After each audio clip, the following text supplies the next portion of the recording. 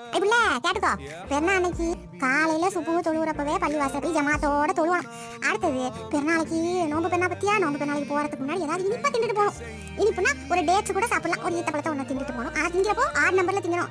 ஏன்னா 1 இல்லைன்னா 3 திங்கணும். அதுக்கு அதை மட்டும் நான் பேசிக்கிறதுக்கு இவ தூங்கிட்டு இருக்கிற ஆமா. பெருனா தொழுவத்துக்கு பள்ளிக்கு போறதுக்கு முன்னாடி நல்ல சுத்தபத்தமா குளிச்சுட்டு ஒரு செஞ்சுட்டு தான் போகணும்.